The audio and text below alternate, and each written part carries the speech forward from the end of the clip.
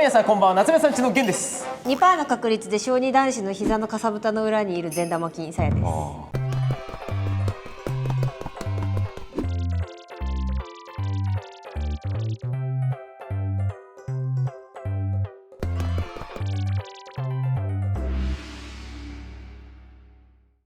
はい、グラフィックアーティストの松江です。よろしくお願いします。よろしくお願いします。前回の動画でもね、はい、お話しさせていただいたんですけど、本物です。本物の、本物のって言うとあれなんですけど、はい、今日は僕のイラストを現実にしていただけるということで。いやー、そうなんですよね。はい、自分自身も結構現場が久々でワクワクします。ありがとうございます。割と僕今まで作品作る時って、コスプレイヤーさんとか依頼することも多かったんですけど、ちょっと今回久々にモデル事務所のモデルさんにちょっとご依頼して、空気感を味わってもらえたらな。いやもう本当に初めてです、こんな現場。なかなかやっぱり YouTuber ここで撮ることないので。そうですね。確かにあんまり映像を撮る場所でもないし、そうですね。そうなんですよね。源さんの絵がそもそももう素晴らしいんで、とんでもないです。ありがとうございます。あの絵をちょっとねリアルにしようと思うとちょっと生半可ではいかないというかね、僕らも気合いを入れないと実現できない。作品ね、見ました皆さん。あのテクニックが僕の上に詰めていただけると。深く陳謝。本当にありがとうございます。陳謝じゃないか。ありがとうございます。なんだこれは。感謝。感謝か。陳謝ではないわ。しかもですよ。さやの方のこのイラストのこの世界観もちょっと今この世界に現れたらどうなるかみたいなやつもちょっと今同時進行で動いてるっていう。そうなんですよ。恐ろしいですね。さやさんの方はちょっと撮影はないんですけど、同じかそれ以上にちょっと力がかかってます。それも多分ね、前回の動画ではまだね伝えてなかったと思うんですけど、ちょっとさやの方もやばいのが今進行してて、いちさんによって。そうです。夢でしょ。すごいことがこの動画起きちゃう。自分が描いた絵実写したことある？ないよ。普通ないよ。全然ないですよ。ある？想像もすることなかったんですけど。ね。ちょっと今日はよろしくお願いします。よろしくお願いします。お願いします。お願いします。やっぱ膝ガクガクしてる。本当ですか？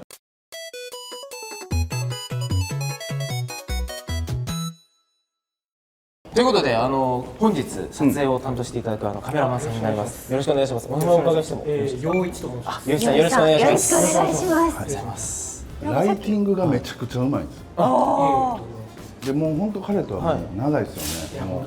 僕アニマリアルっていう作品作る時ずっと彼に依頼してるんですけど、とにかくライティングがうまいのと、もともとこのスタジオでね、もう何年前勤めてたっていう。12、3年とか。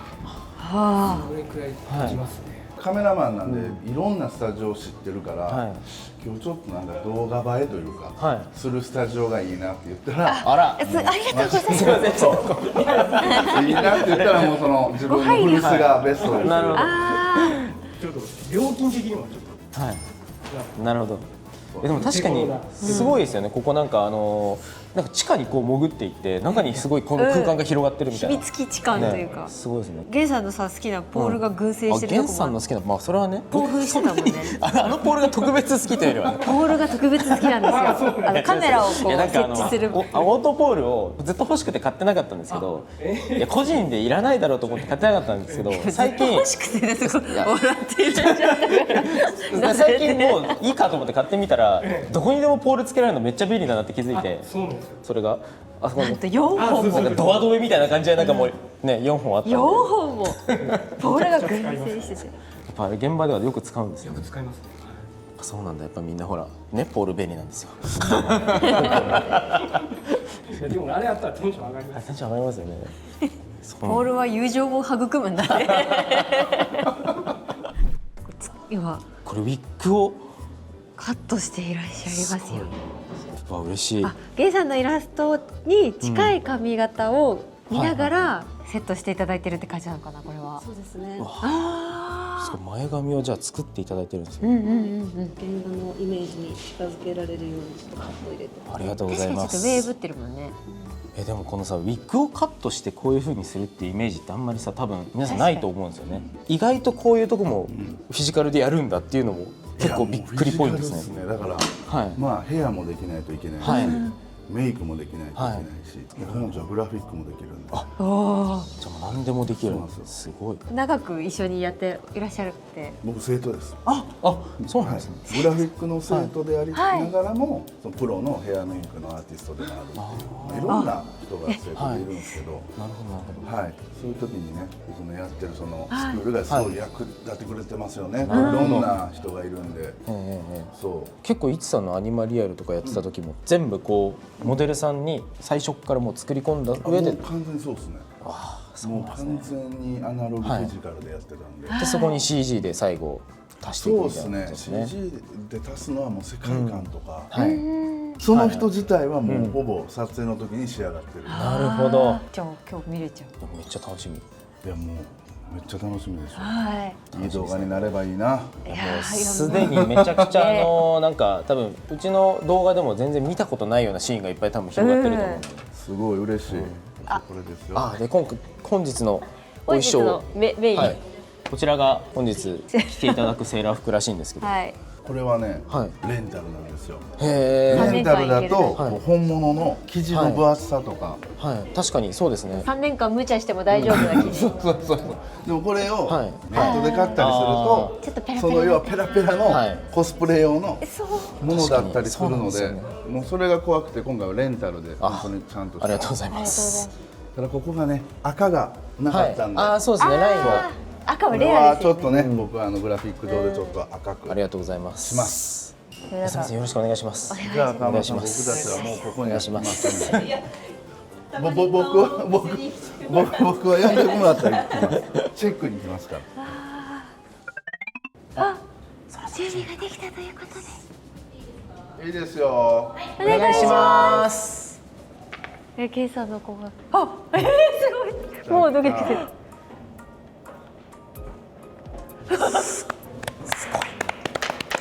ありがとうございます。よろしくお願いします。よろしくお願いします。ありがとうございます。すごい。いいですか、映って。はい。すごい。モデルのすごいです。イブさんです。イブさん、よろしくお願いします。お願いします。実写だ。もう実写。やばい。直視できないぐらい美しい。ちょっと僕も今目が合わせられなかった。ありがとうございます。すごい目もカラコンもやってるんですね。カラコンつけてて、まつげつけて。すごい。このちゃんと横羽のまつげにしていただいてます。すごすぎます。ありがとうございます。いや、こんなこと楽しみなかなかセーラー服の撮影あんまないと思うんですけど。すみません、今日はよろしくお願いします。ありがとうございます。言葉が出てこなくなっちゃった。言葉が出てこない。なんか推しを前にしたオタクみたいなよくわからない感情なの。本当に美しすぎてちょっと直視ができなくて。やりましょうか。お願いします。いただきましょう。ドキドキする。まずいですよ。本当に飛び出してきたみたい。本当にすごいなんか小声になっちゃった。すごい急に小声になっちゃったんですけど、なんかもう想像してた以上のなんかこう衝撃が。人物はこうお写真でも完成させてる状態だっておっしゃってたけど、理解した。分かったよね。脳が理解した。後で加工とかじゃないんですよ。これ動画で伝わるか分かんないですけど、加工じゃないんですよ。いる。存在するって書いているっていう。こんな感じで今から撮影が始まるみたいなので、ちょっと楽しみにしていきましょう。まつげがね、そうグラデーションのまつげですごい印象的な原画だったので、目尻にポイントで動きのあるつけまつげをつけて原画にリンクさせるようなところを意識しました。とにかく目元やな。そうね。気合い入ってるね。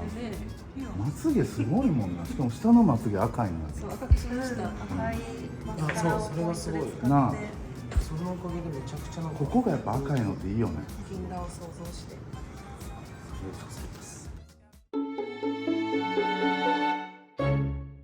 お願いします。すごい。すごいぞ。すごすぎないか。すごいぞ。待ってすごい。もういる。人間さ、まつげの影ってできた。いや、そう思った。本当にリアルに行くならこんなに影が落ちるんだ、まつげにっていう感じがすごいですね。すごい。黄色のカラコンが似合う。違和感がない。でももうなんかもうちょっと妖怪感ありますね、いい意味で。いや本当に最高ですね。存在感がすごい。なんかすごいな。めちゃめちゃかっこいいでめっちゃ良い。す。すごい。すごすぎないですか。影の入り方が本当にかっこいいですね。ね。ライティングやばいでしょ。やばいです。うわこの動画言葉数少なくなりますね。ー。いやそうちょっと感動しすぎて語彙力がすごいです本当に。下ペロは大丈夫ですか。下ペロはちょっともうちょっとまあせいせいちょっと刀呪われた刀を継承する時が来ました。そう、いちさんこの刀今日そうこれで新幹線の時。家からねやってきまして、新幹線で止められました。そらそう。肩担ぎ行きましょうか。こういうこういう。ああめちゃめちゃいいです。すごい。かっこいい。で次ちょっとスマイルをちょっといただきましょう。刀持ってスマイルはちょっと刀なしでいいかな。完全に人切りした後になっちゃう。それはそれで。いや確かにそれはいいんですけど。なんか空気感が違う。すごいね。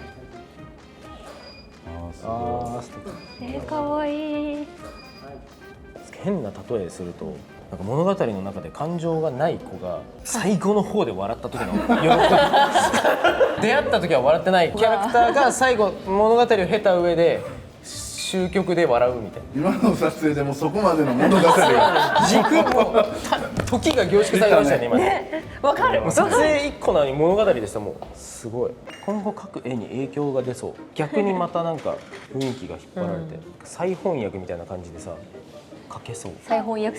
そうなんかこうリアルに来たものからさらにもう一回描いてなんか違う絵になるみたいな、そういうことが起きそうな感じがある。今すごい真横でさ、イブさんがさお直しされてて横顔が美しすぎてさマジ恋に落ちそうなんだけど、こんな見てたらちょっとあれだよね。申し訳ない。見すぎないようにしなきゃ。どうした？何をしてる？何の撮影してるの？え？ピッ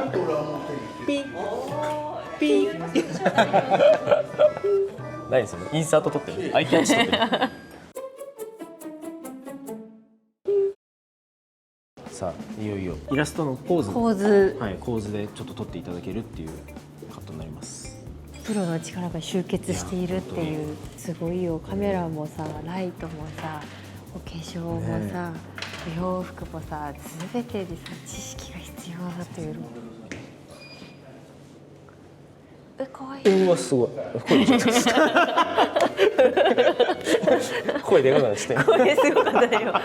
うわすごい。いやめちゃめちゃいい。寄りましたね。かなり。あめちゃめちゃいい。こっちに。目に光が入ってる。ハイライトが入ってるよ。ゲさんもう興奮してどっか行っちゃった。もうなんか全然最後こっち来て。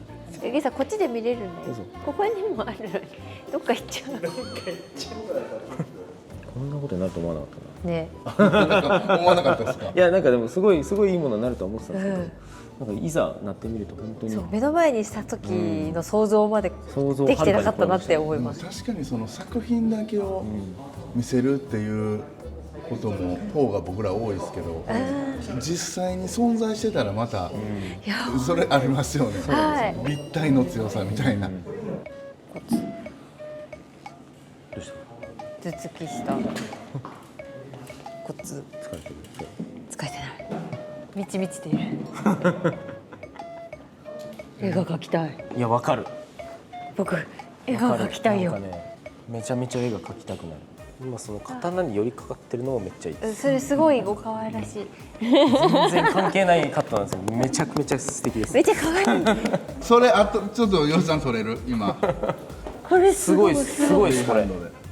あもしかしてこれすっごいいいこれ。ライティングやばいな。ちっちゃいやつ10個入った今。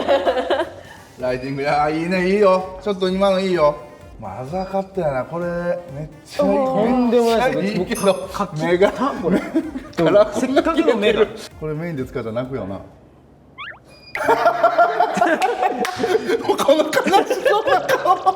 これすごいすごいこれ下に違う生き物いるこれ今絶対違う生き物がいるちょっとさ、あぐらかいてるのとか見てみて。すごいこと言い始めたわがままいいです。さっきのめっちゃ顔に影入ってるやつ書こうかな書いて、書きたいっすね書いてちょっそれでも書いてくれたら僕らもやった価値あります。甲斐ありますよね。ともうちょっとあ、かっこいい。かっこいいやば。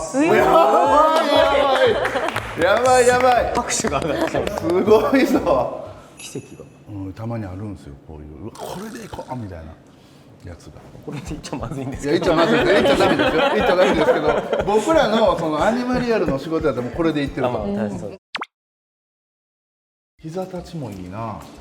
これ膝立ちも良かったんだって思うななんかあ、あぐら、あぐら。あぐらをしてる。あぐら。あぐら最後いきますか。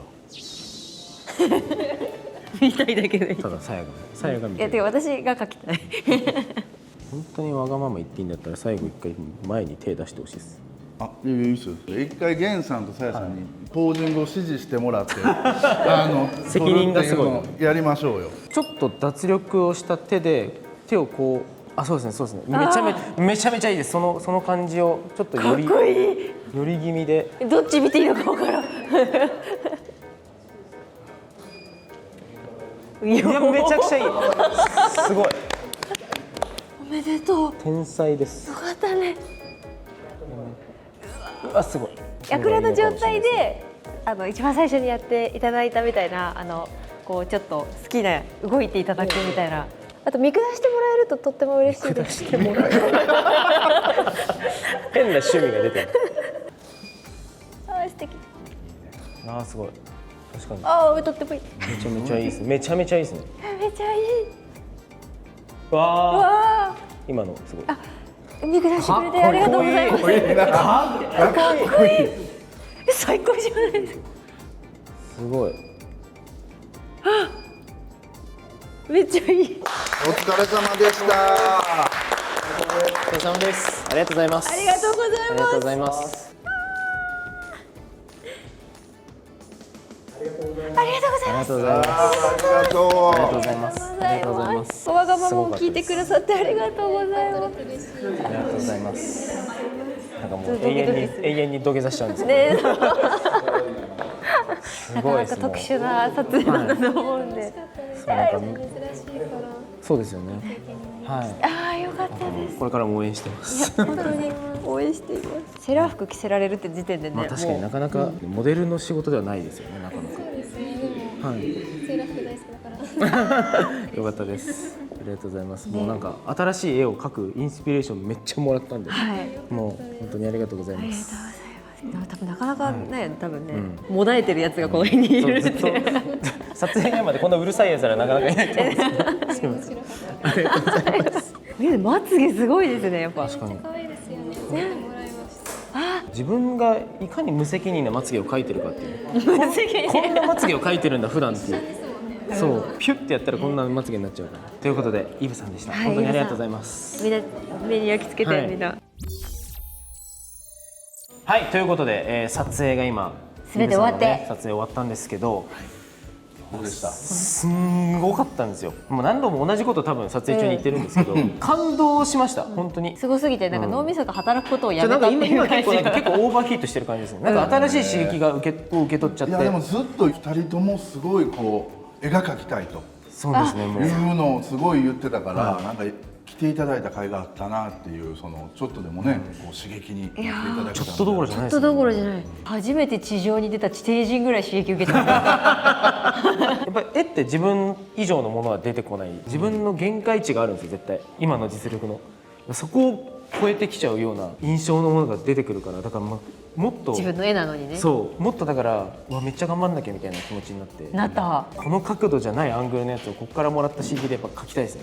まあ、奇跡の一枚みたいな写そうなんですよ真いっぱい出てきて、そう今日もねちょっと一旦全部、まあ、プレゼントするということで、ありがとうございます。今後の展開が楽しみです。はい、そして実は控えている鞘の方、それをもう皆さんちょっと楽しみにお待ちいただきつつ、ちょっともう帰らないので僕たちは絵を描きます。今日は本当にありがとうございました。本当にありがとうございました。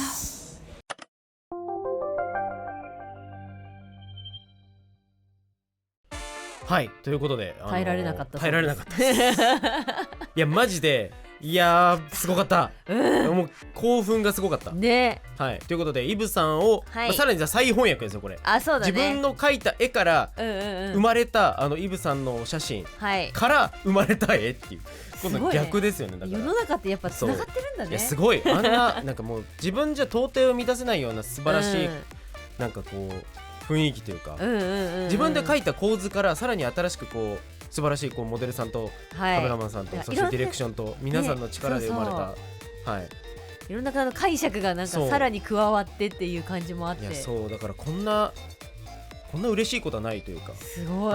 でちょっとねいろいろだからこそすごい迷って線画迷ってたんですけど、途中からはもうなんか一気に描き切ってますね。はい、イブさんがこうペタンと座った状態でちょっと脱力して刀に寄りかかっているっていう写真から、はい、この描かせていただきました。もともとの絵はね真上からだったからでちょっとだから違う角度からのね本当にアナザーカットですよね。違う角度っていいですよね。でもなかなかないよ。そう自分が一回描いた絵を違う角度から描こうなんていうこともないから。そうだって描かないと出てこないんだよ、同じ絵だとしてもね。だけどいやそうなんだよ。だけど、今回しかもそれもあったのと、やっぱ時期がだいぶ絵を描いた時からずれてるんで、まあ、顔も違うわけですよ若干。ああそうだね。てかあとはまあなんかイブさんを見てるからっていうのもあるし、まつげがバッシャバシ。そうなんですよ。でだからこの顔のバランスすごいなんか途中までずっと直してましたね。ちょっと大人っぽくなりすぎたかとか。で今回ちょっともういろいろ新しいことをやりたくて、これ線画を直接潰してベース作ったんですよこれ。あそうなんだ。これも線画を潰したの一回描いた線画を。でその上からもうグレーを一回バーッと乗せて、なんか原画展のキービジュアルのつながった世界だけどちゃんと裏側の感じにしたくて。本当に別の世界というかなんていうか分かんない。そう別次元裏次元みたいな感じなので、ハイライトというか周りに飛んでるこのライト、イカズチみたいなエフェクトだけは同じ色で入れて、あとはなるべくちょっとモノクロの世界に近いノイズが多い世界みたいな、ちょっとそういう感じをイメージして描いてます。いや今回なんかペンタッチがたっぷりでめっちゃかっこいいんだよね。いやそうどっちかというとこうなんかさ気持ちが、この感動した気持ちを出すんだったらペンのその鉛筆の線の感じを残したいなと思ってっていう感じで完成しました。かっこいい。なんかやっぱすごかったなね。すごい体験だったよ。とんでもない体験をさせていただきました。はい、でこれちょっとねまた後でいちさんに見せていければと思うんですけど、はい、じゃじゃーん。でそしてなんとさやさんのターンでございます。さやさんのターンですよ。さやさんはね、虚無塗ってませんか？虚無塗ってますね。虚無始まってますね。なんかちゃんと書き始めの音から入ってちょっとおしゃれな感じなんですけど。いやそうゲンさんはそのままイブさんを描かれてたけど、私はちょっとポーズとねライティングを今回参考にさせていただきつつ。ちょっとこの絵を描き上げるというので、なんかねこれ僕完成品もちろん見てるんですけど、いつものさやとはまたちょっと違う良さというか。そうなんかいつも結構なんていうの、ライティングがやっぱり不安でかつなんか水彩ってやっぱさ描いちゃうと戻れないじゃん。そうだね。そうでもなんかすでにすごいメガネなしいいな。メガネ描かれたけどもメガネなしの時の顔すごかったぜ今。本当ですか？ありがとうございます。もともとこうベースの写真からこうさ女性的なところから男性にしていくからさ、そうね、ある意味本当に男か女かわからないの顔のスタートって感じだよね。体型はかなりちゃんと男の子してるけど、そうだね、ちょっと少し角張らせたという感じもありつつ、まあ安定のね弟くんなわけなんですけれども、いやとてもいい顔してる、表情も。そうなんかねやっぱ今回ちゃんとお写真見て描けたので、ライティングはもうそのまんま描けるということで、ちょっと勇気を出して濃いめの影を入れるっていう、ちょっとした挑戦作になりましたかね。いやでもなんかねちょっとやっぱいつもとイメージは違う、さやの絵のイメージとはさ違う空気感も出てるよな、なんかこう、でもなんかいつもと違う塗り方をしてみようみたいな、雰囲気がこう自分の中にずっとあったから、なんかまあわかるかな、なんかあんまり色を混ぜないとか、影は濃くするみたいな。でも本当になんかねその感じ出てるのと、あとなんかさ髪これいつもと一緒だよ。なんかさいつもよりこの髪の粒子感が強いのはなんでだろうっていう。なんでだろう嘘お前もそっちなんかさいつもよりちょっとさガサガサしてるよね。そうちょっとなんか和紙のような空気感出てるのってさ、塗り方があれか。でもなんかね、結構多分分離系のやつも使ってる、混ぜてる部分もあるから、多分それで紙感あるのかも。なるほどね、いやすごい好きですこれ。はい、背景のね菊とドラゴンくんは、主線なしで水彩だけで描いて、いやいいね。なんか人物が入るようにするなどして真面目な解説をしてちょっと恥ずかしいさやさんでへへへ。いやということで素晴らしいこう体験と、そしてまた新しく再解釈した絵が生まれたので、これをいちさんにお見せしていければと思います。作品楽しみ。作品超楽しみ。やべえきょうくんだよ。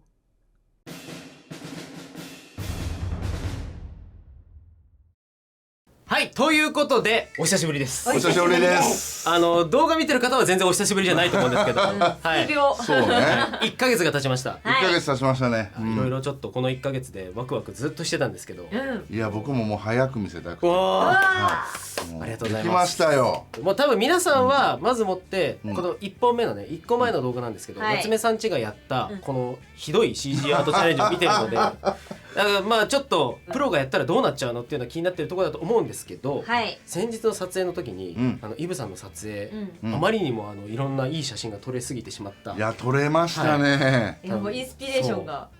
なのでちょっと絵描いてしまったんですよ。やっぱり。おおやっぱりちょっと当日描くかもみたいな。描くかもって言ってましたけど。描いちゃったんですよ。描いちゃった。なんでちょっと前座で一さんにお見せしてもいいですか。見ていいんですか。はい。ちょっと見たいな。お願いします。見たい見たい。じゃあちょっと持ってきますね。2人とも描いて。2人ともはい。僕もさやも描きました。さやはちょっと原画で、で僕がちょっとごめんなさい昨日描き終わったんで。うわ。てか私のやつは結構イブさんの写真のポーズを使わせていただいたって感じなんで。ポーズとかからこう。構図のインスピレーションから男の子描いたんですよ。そう男の子なんですよ。なるほど。はい。じゃあ私からゲイさんは結構確かにまあイブさんから完全に直輸入してきた感じ。直輸入なんや。じゃあさやからいきます。私前座からのサラダって感じで、私が描いたのはこんな感じです。このポーズしてた。うまっ。見て。これちゃんと。でもこれ後で画像入れます。やば。ありがとうございます。いや僕もでも実はじっくり見るの初めてで。これえぐ。めっちゃいいさやの。オールドマナー。何人？やっぱり僕ちょっと思ったのこの陰影。いやそうなんですよ。ですよね。最高の陰影を作ってくださったじゃないですか。カメラマン。ライティングがそのライティングをどうにか再現できないかってすっごい。できてる。ありがとうございます。確かになんか今までのさやさんってここまで顔に影落としてなかった気が。結構明るい絵だったからそうっすよね。闇のある絵になってますよねちょっとね。いや素敵。ありがとうございます。ありがとう嬉しい。よかったね。これは何ですか電話？そうこれ実はさやのねキャラクターオリジナルキャラクターなんですけど、ここ電話なんですよ。ここ買っちゃって取れる。電話のドラゴンみたいな。電話ドラゴンなんですよ。最近やたら気に入ってこうばっかり書いてるんですけど。だって1ヶ月前でもなんかそういえばイブさんこのポーズしてたってなりますもんね。そう。これなりますわ。やってたこれ。後半のなんかフリー撮影の時にやってた。いやそう私がイブさんにもっと見下す感じでお願いします。言ってた。言ってたわ。言ってたそれ。見下してくださいって言って。でもその時はもう頭の中にちょっとあったんですか。そうなんかもう基本的にスタンスとして見下されたいんですけど。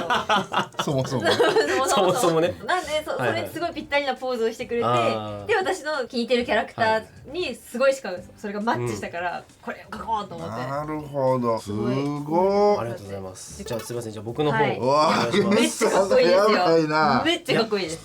ちょっとこれこの後僕出すの嫌になって。いや全然なんで。サラダです。これサラダ？サラダです。肉入ってたけどな。肉入ってたけどね今。じゃあこちら僕が描いたイラストこちらです。うわ出た。これサラダちゃうやろ。これサラダちゃうやん。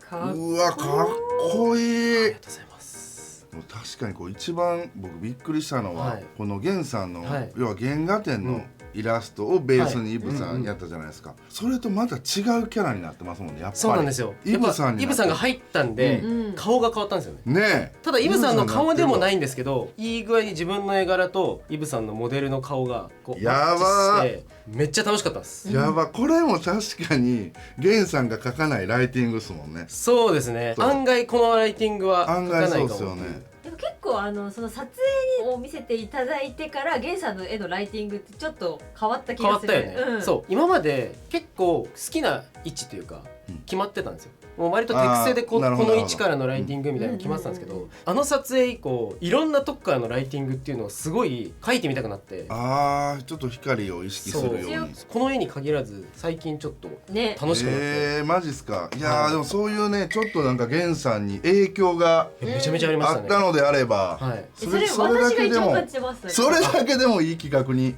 ありがとうございます。なんじゃないでしょうか。ありがとうございいやまー、嬉しいですね。す。もう完全に裏世界って感じで、今回一さんに作っていただいてる原画展のキービジュアルの裏というか、かっこいいよ。こっち方がかっこいい。どうしよう。いやいやいやいやいやいや、もねうまあ我々は本当に撮影以降楽しく絵を描いたってだけなんですあ、けど。でも本当に嬉しい、思ってる以上に影響が目に見えてそうですね、あるっていうのはすごいこと、すごいことですよね。なかなかやっぱこんな直接的にインプットになる体験ってなかなかないんで。なんかもしかするとコラボっていろいろやられてると思うけど、ちょっと近いっちゃ近いですもんね、はいはい領域が。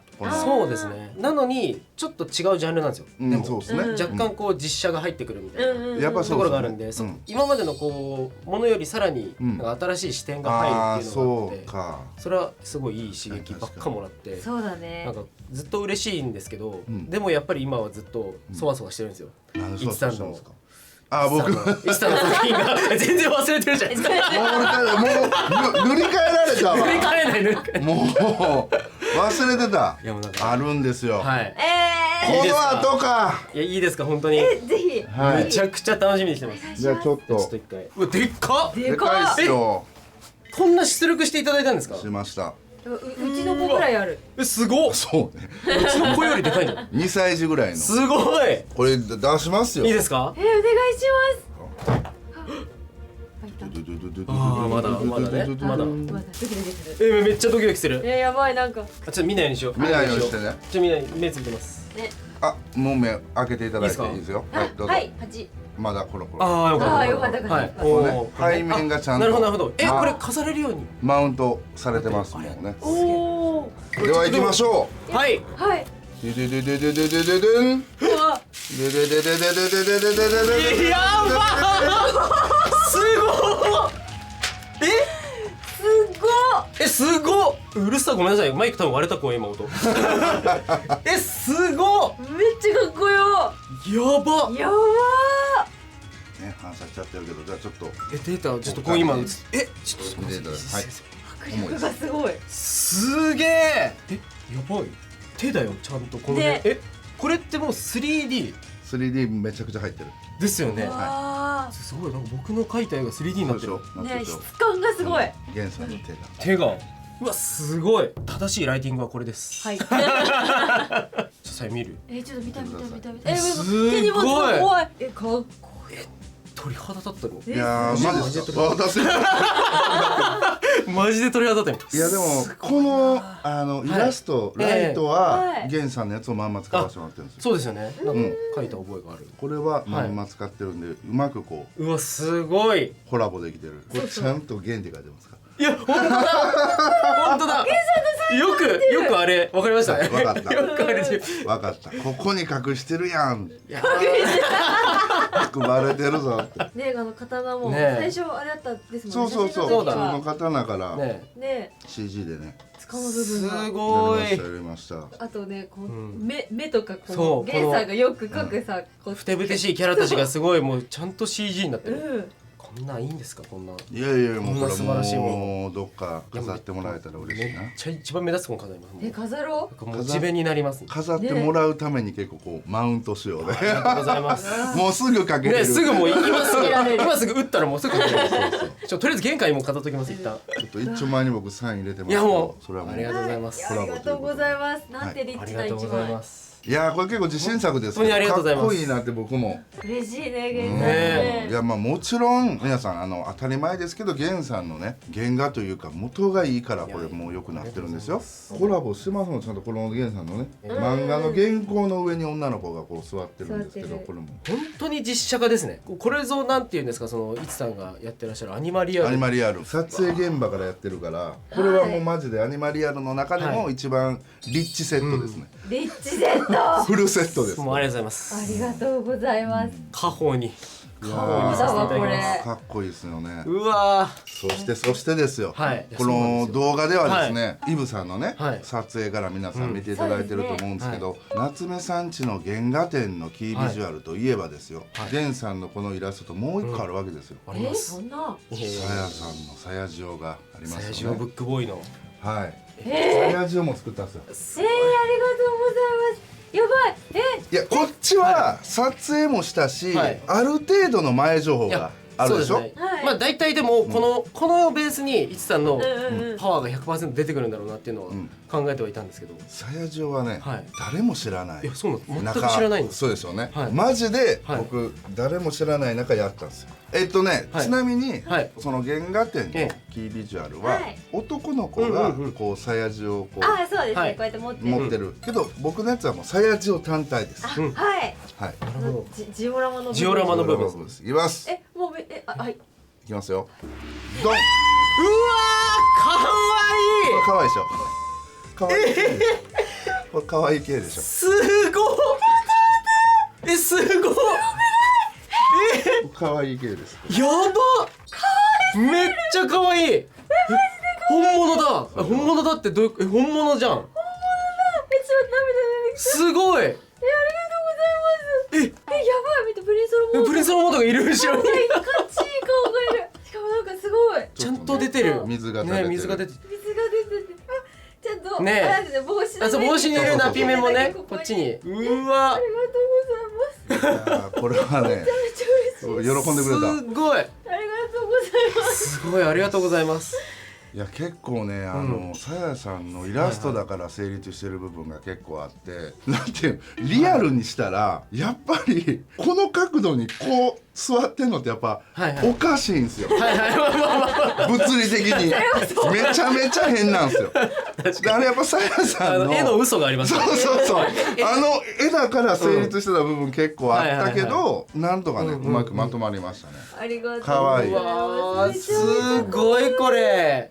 ポスターでこれ欲しいっすね、みんな多分。すごい。これはもう結構最初だけでなんかおしゃれというかこいうや可愛くおしゃれですね。成立しそうやなとめっ思う。ちゃおしゃれ。おしゃれでしょ。すごいおしゃれですこれ。おしゃれでしょ。これもう2つこれをこう置いてたらなんておしゃれな空間なんだってなってしまう。これはやっぱりね僕のデザイナーの部分がちょっと出ましたね。ありがとうござい素晴らしい。可愛い系もいけるよっていう。でもこれみつさんのファンの方も意外とこういうの見たことない方これ多いじゃないはですか。結構見たことないと思う。まあ僕やっぱこういうイメージそう普段のテイストはどちらかというとこうんのクールなタイプというか。そうなんですよ。すごい。ありがとうございます。すげえ。嬉しい。なんか何をお持ちで。怪しい物。突然なんか突然大丈夫ですか？それは法で守られた。これは法でねギリギリですねこれ。あギリギリで守られているもの？合法？脱法？脱法源さんを持ってきました。ちょっと脱法源さんを持ってきましすごい。ありがとうございます。た。そうそうこれではいちょっとね色が塗られてないというかわいいニュートラルな状態でございます。めちゃなんかくちゃこれ。アザラシじゃん。アザラこいシじゃん。つ本当にってなって。むっちりしとる。どうせね 3D で作ってるんで、はいちょっと3つぐらいプリントアウトするかということでうーわ。 3D プリントをねしてきましたよ。これをもしやこれはもしやもしやうわかわいい。見えないかな。これちょっと後で物撮りが多分映ってると思うんですけど、はい。すごい。縫い目が。かわいい。かわじゃあ最後なんでしょうクイズします？あ、確かに確かに。目つぶって手触りでいきますか？あ、いいね。で目つぶろう。もう目つぶろう。目つぶった？いきますよ。はい、どうぞ。ありがとうございます。えわかんないでしょ。あ、いや、今予想してたさ、さやじおメインキャラたちじゃないね、これじゃないね。誰だ？ちょっと待って待って、じゃあさやに。さやさん。多分あいつだ。わかった。まさかのこいつが立体化じゃあせーのでうん言いますか、うんせーの、吸水ポリマー君。当たりですね。すごいちゃんと履ける本当だ。穴が開いてる。かわいい吸水ポリマー君。これグッズ化したいや、これはさすがに今まで一度も立体化されてないですねとされてないですいうことで。確かに弱き心とナピメはね、すでにそうなんですよ。スクイーズで立体化されてるんで、うわこのメンツはすごいレアメンツです。これいちさんの服に完全に同化しちゃってる今はい。ちょっとこれはサプライズプレゼントで。すごいありがとうございます。なんかもうプレゼントいただきすぎて大丈夫？大丈夫なんですかこれ。いや、もうとんでもないです。こんないい思いこんなさせてのそう素晴らしい YouTube に僕出させていただいてるんで、これぐらいはもありがとうございます。よかったら画集の表紙風にアレンジしたさやさんの写真でも持って帰ってきてください。う。いいっすね。いいっすねそれ。やんやろあれは。ひまわりとか気に入ってるんで。立つぞこいつ。すごい、ね。自立する。自立する。すごい。可愛すぎる。かわいい。待って子宮ペイントしなさや色。あ、そうね。さやが色塗るべきだよ。確かに塗れるんですね。怖い。キャンパスですねこれ。怖いねこれ。可愛いけど怖い。わあ、この動画のちょっと満足感すごくないですか？やばすぎて。なんかすごいなんか。いやもう作品が今どんどん出てきてる。すごい、これなかなかこんな回ないですね。全員出しましたね。全員出しましたね。全員出し切りました。全員出したから。出し切った本当に素敵な機会ありがとうございます。とんでもないです。とんでもないです。ありがとうございます。いや、もしねリスナーさんではい気に入られた方がいたらちょっとさやじおとかさはいちっちゃくしてポストカードサイズ。これを絶いやこれちょっと欲しい人いると思います。でも近くでじっくり見たい人めっちゃいっぱいいる。そう、これだからちょっと展示の機会あったらぜひこれも展示させていただきたいですね。はいそうだねこちらも含めてこれですね。可愛すぎる。はい、これかっこよすぎるし、かっこいいですねこれは。なんかちょっと若干放心状態な感じで脱力感あるんですけど、実はちょっとこの後、もっと撮りたい企画があって、はい。はい、プロのデザイナーグラフィックデザイナーとしてのいちさんに質問コーナーというか、クリエイターインタビューしたいと思ってるんですけど、はいはい。大丈夫ですか？もちろんもちろん。ありがとうございます。ありがとうございます。ということでプロフェッショナルにインタビューグラフィックデザイナー編やっていきます。みんな長くなるからおむつを履いて待機しててね。トイレ行ってこいよ。本当に可愛い。トイレに行きなさい。じわじわ来たよ。おむつを履いて待機してってでもやばすぎるな。視聴者におむつ履くのを求めることないですか？なんかでもちょっとずらしたい。ずらせば大丈夫ですよ。ありがとうございます。すごい。めっちゃ可愛い。すごい。最高。帰ってきたら元気出ますもんこれ。ここで突然ですが嬉しいお知らせです。はい。なんと今回僕たちの絵をですねこんなかっこよく変身させてくれた、まさやいちさん主催の配信に夏目さんち講師として出演させていただくことになりました。ありがとうございます。その名もクリエイターズラボ。おお。なんとこちら夏目さんちは記念すべき第1回目のゲストとうわー、大役だ。でもね、そんな大役に震えつつも、はい夏一講義やっちゃいます。やりましょう。クリエイターズラボっていうのがものづくりに興味がある仲間が集まってとにかく面白いことをやっていくという、クリエイターのね秘密基地的な場所っていうのがコンセプトとのことなんですけども、はい、今後いろんなね豪華なクリエイターさんをゲストでお呼びしたりとかさらなる面白企画っていうのがねあるらしいので、この機会にぜひねチェックしてみてください。いや、夏目さんちはまだまだ序の口の序のですよ。いや本当よ前菜そして今回ですね創作過程を全て暴かれるらしいのでうわ隠し事 NG 一切 NG でお願いします。はい作業画面も作業中の思考も聞かれたら全部答える。言われなくても答える。はい正直恥ずかしいですけどいやでも逆はいに世界的アーティストのいちさんの作業画面とか解説、いや私はそっちめっちゃ気いやになります。マジでそう、自分どうでもいいから本当にいちさんの全部教えてほしい。いや本当にはい、で僕はもちろんね作業レイヤーも全部見せるので、それをねおやっていければと。であと当日みんなとリアルタイムで質問交流しながらね、うんここ気になるよみたいなのがあったらガンガン脱線していくので、みんな遠慮せずにコメントしてください。もうねいつもはね、ビャーってやってこちらが出来上がったものですみたいなタイムラプスしかお見せしてないんですけど、あのタイムラプスを見てるね。はいで皆さんびっくりするぐらいはいちょっと解説今回はね頑張ろうと思うので、はい、あと最後には抽選なんだけど、はい夏目さんちといちさんと質疑応答で直接おしゃべりする時間もあるとのことなので、はいそうなんですよぜひお話ししましょう。楽しみですそれも。ということで当日はオンライン開催で参加費は完全無料になっております、参加方法は概要欄のリンクからクリエイターズラボ専用 LINE に登録するだけです、そして今回限定のね特別プレゼントちょっとさやがねコツコツと用意してるので、そうですよ、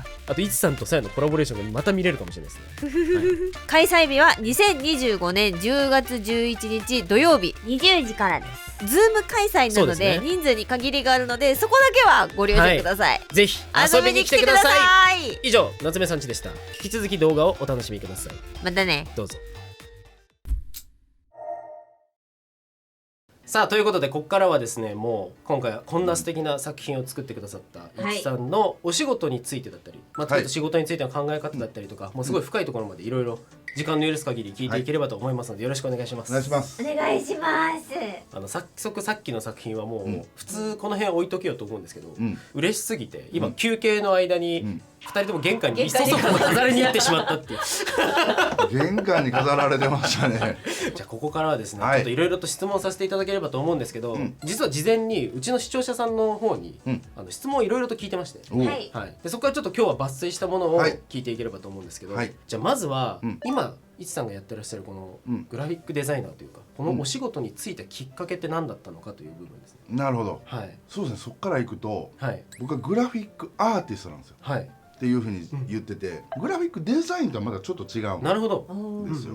で僕はなんかそのグラフィックアーティストギルドっていうスクール的なものもやってるんですけど、グラフィックアーティストっていうのはグラフィックデザイナーの先にある存在だと思ってて、アートを作ってそれをこう商品として展開していくみたいなことなんですけど、やはり当然そのグラフィックデザイナーになってからグラフィックアーティストになっていくって感じなんで、僕の仕事としてはグラフィックアートが今7割ぐらいで3割はグラフィックデザインの仕事をやってるっていうような状況なんですね。その内訳なんですね今。そうですそうです。一番最初始まりはグラフィックデザイナーからスタートして、デザインから始まりました。なるほど、それってどういうきっかけでそこのグラフィックデザイナーでまず入ったっていうなったのはきっかけっていうのはね、僕は小さい頃から絵を描いてたんですよ。それこそ本当にもう3歳とかから絵画教室みたいなところにそうなんですね。そう描いてて、大学も絵で行って油絵学科なんです。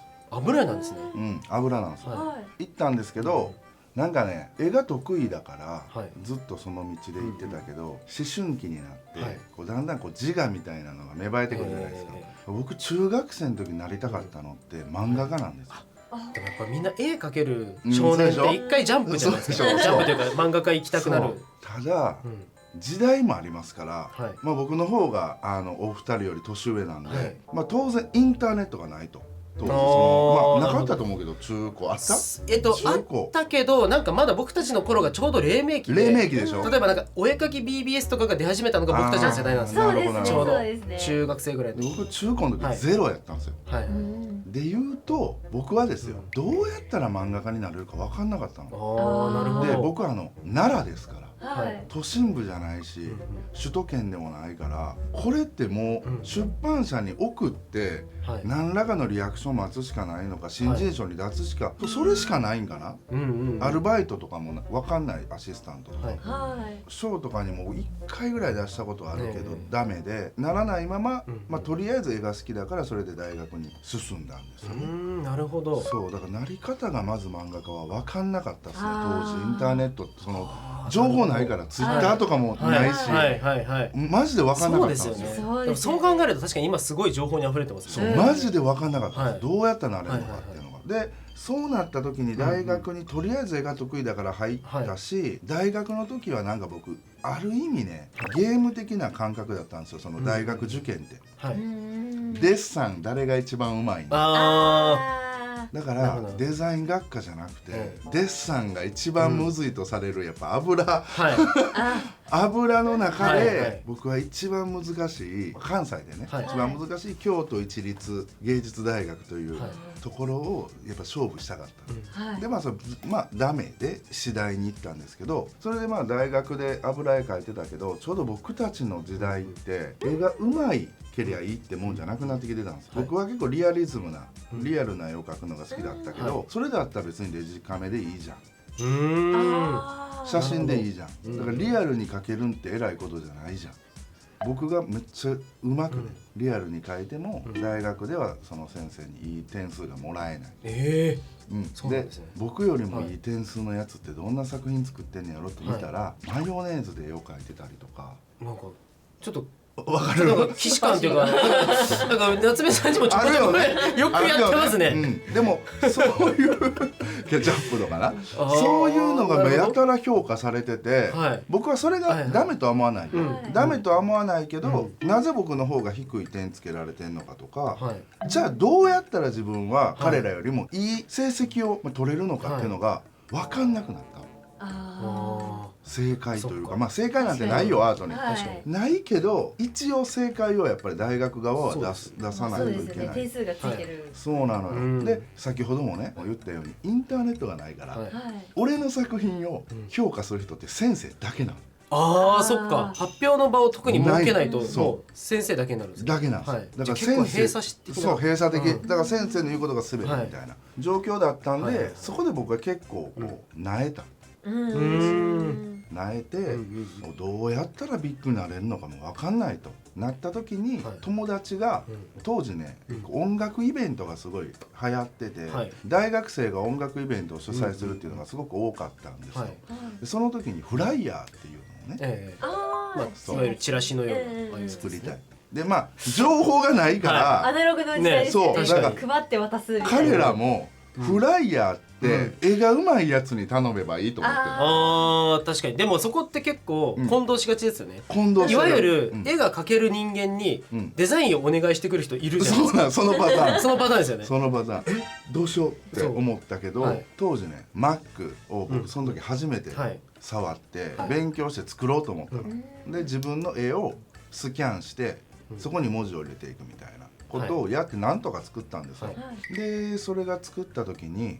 うんできましたって言って納品した、そっからね1週間後ぐらいかな、はい僕が服をね、うん京都とか大阪に服を買いに行った時に服屋に僕のデザインしたフライヤーが山積みで積まれてたはいのを目撃したんです、はいその時に自分のその作品がこう世の中にこああなるほどう飛び立っていってるっていうはい実感がすごくってそのはい時衝撃が、はい何度も言うけどインターネットないから、はいでも本当そのフィジカルのつながりしかない時代ですよねそうなのよ当時がインターネットがあればバズったとかさ、うんうんあるけどないから先生からの評価しかない世界の中で服屋にあるっていうはいこの衝撃があってそっからデザインってものにこうのめり込んでいったんですね。あすごいものすごい原体験ーそうそうそうそう、い大事ですねやほんまそうですね、はフライヤーからうんうんのめり込みましたね。ありがとうございありがとうごますざいますあでもやっぱでもそのなんか今話を聞いてて思ったのがそのリアルなものを作るっていう根底はやっぱ油絵の時からでもあったものなんだあもうリアルっすそうね。リアルなものをここにこう現実にするみたいな、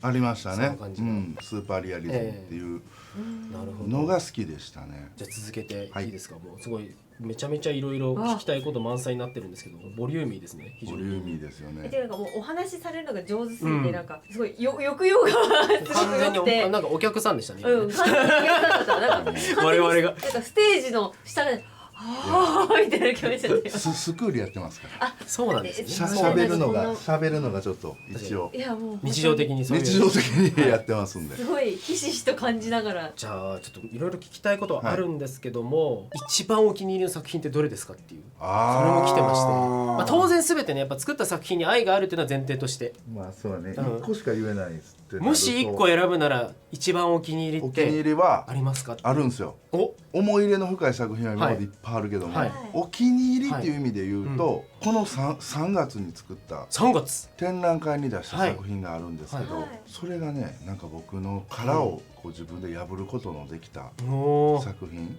すごいで、なんか今まではい僕かっこいいものしか作れなかったし、リアルでかっこいいものっていうのをずっとやってきたんですが、はいはい劣等感というかコンプレックスもあって、それこそどちらかというとさやさんですね、はいみたいなことができないんですよ。要は遊ぶとかあーなるほどふざけるとか、はいはいだからなんでこれをやろうと思ったかっていうのもはい分かんないし、ただそこに対するアートっぽいその発想のに対する憧れみたいなのがすごいああーなるほって、どはいで今回さやさんのさやじをやってても、はいなんでなんみたいなあ確かにさやじおはかなりなんでなんが強いジャンルではあると思うんですよ。いやそうなんですよ。なんで吸水ポリマーくん書くんだみたいな。なんでなんがいやどこやったかな、こういうとこだよなって思うのがいっぱいあったんですよね。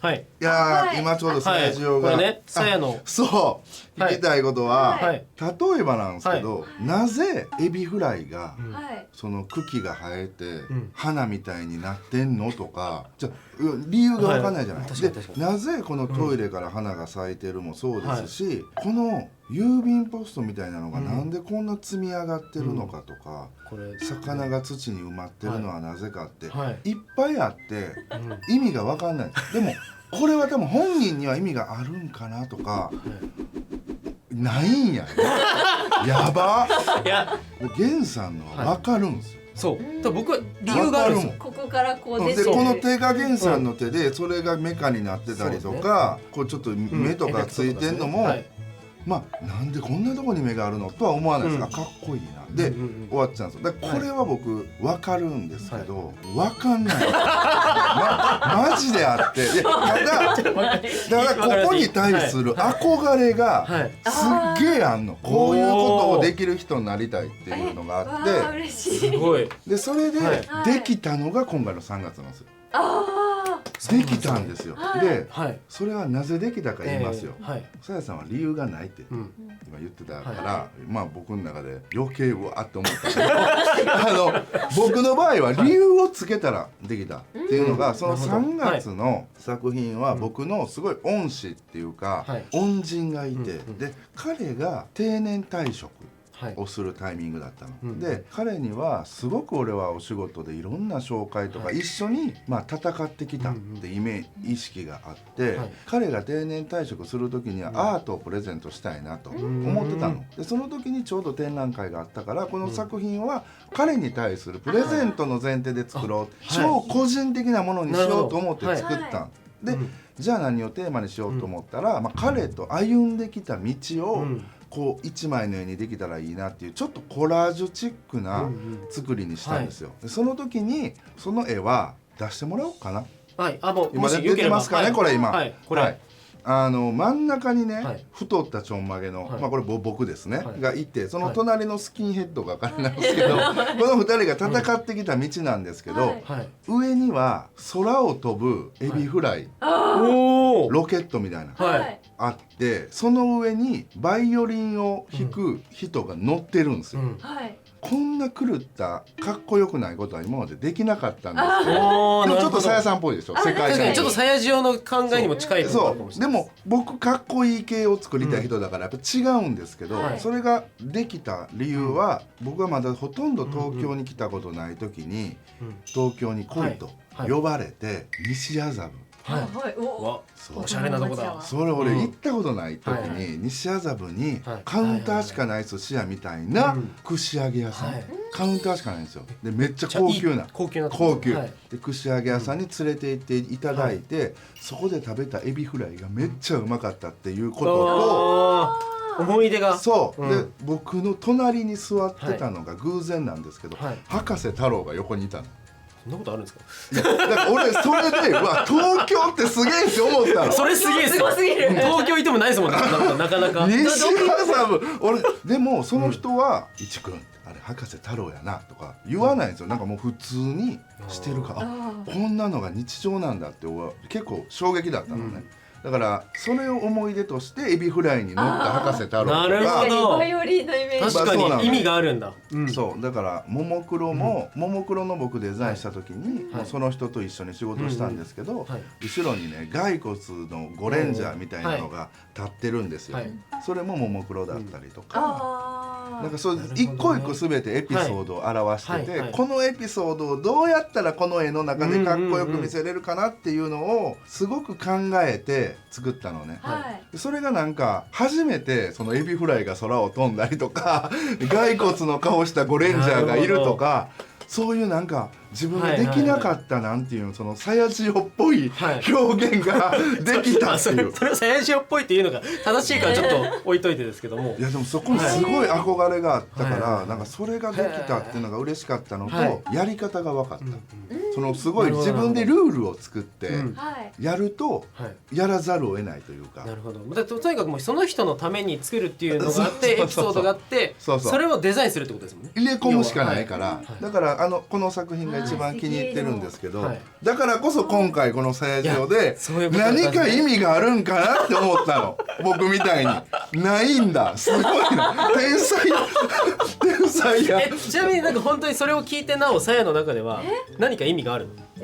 何か意味がこれ書いてる時にこれちょっとこれ僕も気になるところなんですけど、ちょっとこれ脱線しちゃうんですけど、これ実はいちさんの方のコラボの配信が実はありまして、例えばさっき CM も入ったと思うんですけど、そこで結構ね今回のこのキービジュアルとかはめちゃめちゃ話させていただくっていう回をあんまりやらない夏目さんちのこの作品を因数分解していくみたいな感じのあんまりしたことないので、でもタイムラプスの一瞬しか話さないからね。これに意味ですか？可愛いからかな。すごいよな。いやでもそうね。いや違うんですよ。でもなんかこれでもそうか。あれだ配信の時で話した方がいい。確かにちょっとじゃあその辺もまたね、いやでもすよかったごいら深掘りしてさせていただければ。思ってるんですよ。これがこうなら可愛いなっていうイメージをずっと描き続けてるだけで。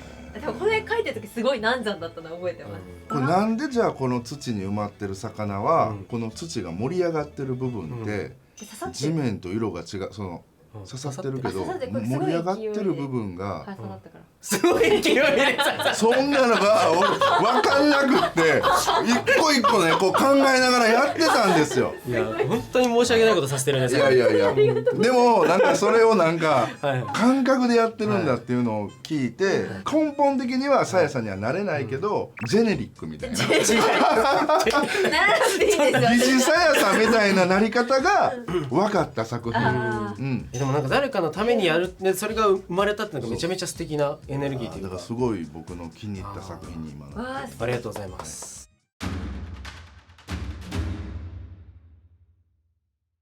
ちょっといろいろお聞かせいただいてる中、この原点というか、そのいちさんの中の尊敬してる方だったりとか、憧れてる方だったりとか、原点になるクリエイターみたいなのってやっぱみんな気になるところあると思うんで。でもまずはやっぱり漫画家さんですね。やっぱそうなんですね。最初漫画家になりたいというなりたかったもんね。それで言うと僕の世代で言うとですね、ドラゴンボール鳥山明先生ですね。であとはもう一個僕が中学校、高校で悪ぶりたくなった。僕らの時代はね、ちょっと悪いというかね、ヤンキーというかね、の方がちょっとモテたんですよね。でも確かにその不良の時代ってありますよね。あったんですよ。不良がなんか全盛というか。そうなんですよ。その時代だったんで、その可愛い女の子は悪いやつが好きなんですよ。なんなんですかねあの感じ。本当にだからもうその仕方なくね、僕ももう悪くならないとその子と付き合えないですから。確かにその必死ですもんねその時はね。まずはこう見た目から俺たち同じ種類だよっていう、同じこうグループにいるんだよっていうところがないと付き合えないんですよ。接点を作んなきゃいけない。そうなんですね。悪くなってから好きになったよね。じゃないね。じゃないです。もう同じラインに立たなきゃっていう。まず好きが先です。っていうのでどうやったらねかっこいい不良になれるのかなっていうのをこう勉強した漫画がクローズ。でもそれもお仕事になってますよね。なってるんですよ。それが。はい。まあ、それでいうとそのドラゴンボールもはいお仕事になってて、はい桃色クローバー Z っていうももクロちゃんが、確かそう復活の F っていうはいドラゴンボール Z のそうですね映画の主題歌そうですね主題歌をした時にそれのCD ジャケットをやったんで、両方とも一応ねお仕事はできてて嬉しいんですけど、この2人の鳥山明先生と高橋宏先生っていうのは、自分の中ではもうすごい憧れだったと。でも原点がやっぱその漫画のとこにあるっていうのがなんかいいですね。あります。あとは一人イラストレーター、はい僕の師匠的なはい存在で、中学校の頃かな、ええこのイラストレーターにハマったのは、ロッキンジェリービーン。大好きです僕も大好きです。めっちゃ好きです。一回さお見かけしたことがあって寺田克也先生の僕が大好きな本を敬愛するイラストレーターさん、そうですよね。はい、寺田克也先生の個展に行った際に、ロッキー先生が、仮面かぶってスッと入ってきてスッと話してスッと出てったっていう時があって、本人だってなったのめっちゃ覚えてます。もう寺勝先生の相棒みたいなそうですよね感じなんですよ。はいもうなんかニコイチみたいなぐらいあとはそこにはい空山さんはいが入って、空山さんいいですね。憧れの仲良しグループですよね。もうわかります神みたいな3人が。三振みたいなそうあんな楽しそうなもう仲のいいなんかマジで悪ふざけする友達ぐらいのテンションいやでほんとそうとんでもねえ作品展やったりするっていうコロナの時になんかモンスターみたいなのを3人で作っててさ、はいそれをなんかいツイましたッターとかでさ投げ合っててさ、神々のいや遊そうなんですよびみたいな。ね。神々の遊びしてた。空山さんなんてもうディオールの人ですからね。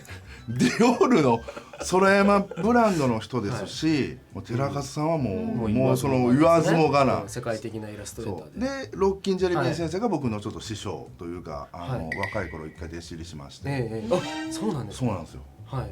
大阪に住まれてる時期があって、その時期についにつながることができて、はい僕ずっとファンでつながれた時に先生のところ行って、はいもう大好きですということを伝えまくったら「お前今日家泊まりに来るか?」って言われて「うわ」もうなりますね。何かされんのかな思ったけど何もされずに職場を見せてくれて、で俺はその時にね、はい書き方が分かんなかったの。はい。本当に唯一、一番好きだし、ん書き方が分からないのがジェリー先生だったんです、はい。これはアナログなのかデジタルなのか、きっとデジタルだけどどこからがどうやってはいはいデジタルなのかっていうのが分かんなくて、それをずっとその多分先生と会った時に俺が言ってるから「お前家来るか?」と「見せたるよ」とすげえ。いうことではい見せてもらって「こうやって書いてんのか」っていうのが分かりました。こういう体験ですね。めっちゃうまい、もううますぎる。だからあの人が僕はその本当に尊敬してて影響もめっちゃ受けてます。だからあの先生もさっきの話にちょっとつなげていいですか、はいさやさんタイプなんですよ。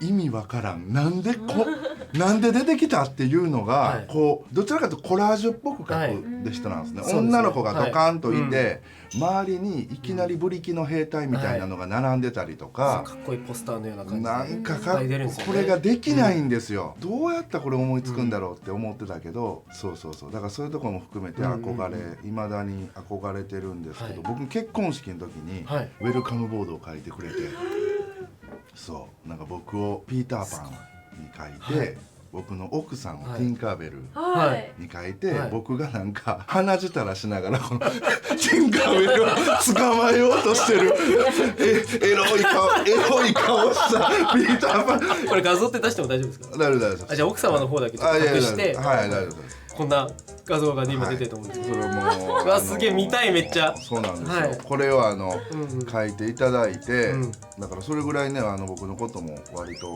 可愛がってはくれてるまさかんで、いやだからだからね僕結構源さんとシンパシーを前から感いじてやそうです合ってるね。一番最初にお会いした時から結構話をしてたもん。ピタッとなんかピタッと趣味が合うっていうかそ。でもそこはやっぱ寺勝とジェリーなんですよ。なるほど。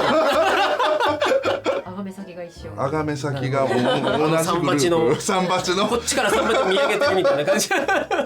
マジででもなんかちょっとこうでどういうのが出てくるんだろうっていうとこからするとイラストによってるっていうのが意外でした。でもそうですね、はい実写実的なものっていうよりはやっぱり漫画イラストが好きなんで、はいそこに対する憧れはあるけど自分の強みがなんか割とリアルなものだったり、なんか融合してる感じですよね。ありがとうございます。ます。ありがとうございます。ちょっともうだいぶたくさんねボリューム満点でおボリューム満点聞きしてるんですけど、ちょっと最後の質問いいですか、はい今後作ってみたいグラフィックどんなものがあるか、なんか今後の展望というか。はい、はいで言うとサクッといきますと、まあ先ほどねさやさんの話じゃないですけど、自分で新たな発見をできたっていう、この画風はいを自分の画風としてはい完成させたいなっていう作品を作っていきたいなっていうのが一つ。はい。あとまあリアルな名前を出すと、ポケモンの仕事をしたいな、あそれは思ってます。ポケモンやりたい。見たい。見たい。アニマリアル方面なのか、そうですよね。ね、さらにこう、うんおっしゃってた方向性を突き詰めた先のものなのか。そうなんですよ。今、はやっぱりトランスフォーマーとか、はいゾイドとかロボット系ばっかりやってるんですけど、うちのはい娘が、はい娘なんで、はいまだ5歳なんですけど、うん全然パパをかっこいいと思わない。なんかかっこいいのに、そうかっこいいのに本当はめちゃめちゃかっこいいので、わかります。そうなんですよ。なるほど5歳じゃない。はい5歳ちゃん5歳ちゃんまだゾイドには来れない。来れないんですよ。うんで最近レーシングカーもデザインしたけど、はいそれも女の子が女の子には受けないんで、なるほど。ここはそういうことですねポケモンやなと。うわ動機がまたそう素敵ですね。これは。いや僕もポケモン大好きなんはいで、はいここはもうちょっとなるほど。娘の心をね射止めるにはポケモンやなというふうにちょっと思ってます。いつか僕もこの悩みいくんですかね。やがて。そうっすね。いやでもだから多分ママの方が好きとそうか絶対多分好きになる絵はママの絵だと思うんですよ。ママとか言われるからやがてうんやっぱりねそれってやっぱ悔しいんですよ。確かにどっかで僕もなんかもしかしたらそのふつふつと娘に好かれる作品を作りたいってそうなんか結構未来で思ってるんですよね。僕もそれいくんじゃないかなやっぱりねこういう持ちやすい。これはなママ強すぎていやママが強いですよこれすごいですね。なんかこういちさんって僕からするとお会いした時から割と頂点なんですよ。感覚的に言うと結構頂点の人と一緒に今いろいろやらせていただいてるって感覚があるんですけど、まあ、さらにいろんな上を目指していくんだなっていうなんか頑張んなきゃなって思いました。いやいや完全にそう勝手に僕たちが刺激を受けるっていう、とんでもないです。ありがとうございました。ありがとうございました。いやもう本当に楽しかっめっちた。ゃ楽しかったです。楽しかったですね。やっぱこのクリエイター同士っていうのはね、ちょっと特別っすよね。なんもうなんか。かしかもちゃんと今回作品でコラボできたっていうのが本当嬉しくて、めっね本当にいやちゃ楽しい。それがもう人生の糧でした。いやいや僕もお二人の僕の撮影を見てからのアウトプットみたいなのを見せていただいて、あれめっちゃ嬉しかったです。ああよかったです。はい。なんかさっきスタッフの方から聞いてそう我々のさっきの作品夜中の3時ぐらいまでずっと作ってらっしゃるいやーでも本当にもう真夜中までうんありがとうございあります。がとうございます。恥ずかしい。もうこれからもちょっといろいろ勉強させていただきたいと思いますいやもうぜんで、はい。そしてなんといちさんの活動してらっしゃるはいグラフィックアーティストギルドの方でなんとコラボ配信はい。もさせていただくので、ぜひいちさんのチャンネルとそしていちさんのグラフィックアーティストギルドの公式 LINE はい登録してぜひぜひお待ちください。お待ちくださいよろしくお願いします。よろしくお願いします。それでは本日のスペシャルゲストいちさんでした。ありがとうございました。ありがとうございましたありがとうございました。ありがとうございます。